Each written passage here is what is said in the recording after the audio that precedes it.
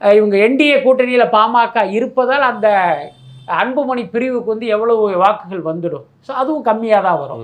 அதுக்கப்புறம் அந்த பச்சைமுத்துவுடைய ஐஜேகே அதுவெல்லாம் ஒரு லெட்டர் பேடு கட்சி தான். அதே நேரம் வந்து அவர் பணத்தை அள்ளி கொடுக்குற ஒரு புரவலருங்கிறதுனால அவரை அந்த கட்சிக்குள்ளார வச்சுருக்காங்க. அப்புறம் ஜான் பாண்டியன் கட்சியாக இருக்கட்டும், புரட்சி பாரதம், இது எல்லாமே இந்த லெட்டர் பேடு வகையறா தான்.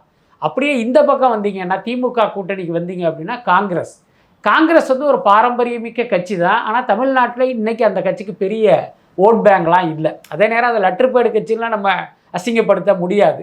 விசிகாக்கே கணிசமான வாக்குகள் இருந்தாலும் பொதுமக்கள் விசிகாவுடைய வாக்கு வங்கிக்குள்ளே இன்னும் வரல. இன்னும் அந்த ஒடுக்கப்பட்ட சமூகத்து மக்கள் தான் பெரும்பாலானவர்கள் அவர்களுடைய வாக்கு வங்கிக்குள்ளே இருக்காங்க. அதுக்கப்புறம் பார்த்திங்கன்னா இடதுசாரிகள் வந்து உண்மையிலேயே தமிழ்நாட்டு அரசியலுக்கு மட்டுமல்ல இந்திய அரசியலுக்கும் வந்து ஒரு முதுகெலும்பாக இருக்க வேண்டியவர்கள்.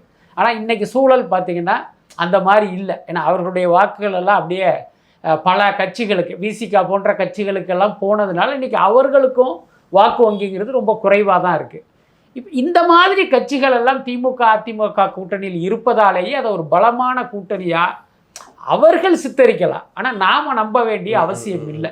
ஸோ இப்படிப்பட்ட லெட்டர் பேடு கட்சிகளோட கூட்டணி அமைப்பதற்கு பதில் விஜய் தனித்து நிற்பது வந்து சாலச் சிறந்ததாக நான் நினைக்கிறேன். இப்போ உதாரணத்துக்கு ஏற்கனவே ஒரு செய்தி, ஒரு காசிப் அடிபட்டது. டிடிவி தினகரன் ஓபிஎஸ் எல்லாம் விஜய் கூட்டணிக்கு வரப்போகிறாங்க அப்படின்னு ஒரு தகவல் இருந்தது. இப்போ வரைக்கும் ஓபிஎஸ் வரப்போறாங்க ஒரு பேச்சுக்கு வச்சுக்கோமே. அப்படி டிடிவியும் ஓபிஎஸும் வந்து விஜய் தேர்தலில் நின்று ஒரு 30% வாக்கு வாங்குறதா வச்சுங்க, என்ன சொல்லுவாங்க எல்லாரும்? டிடிவியுடைய வாக்குகள் இதில் இருக்குது, ஓபிஎஸ் உடைய செல்வாக்குனால தான் இவ்வளோ வந்து சொல்லுவாங்கல்ல.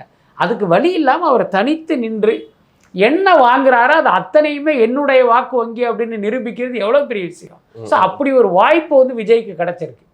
ஏன்னா அதை வந்து அவர் ஒரு பாசிட்டிவாக பார்த்தார் அப்படின்னா நிச்சயமாக இந்த லெட்டர் பேடு கட்சிகளெல்லாம் விஜய் கூட்டணிக்குள் வராமல் இருப்பது ரொம்ப நல்லது. அப்படி தான் நான் பார்க்குறேன்.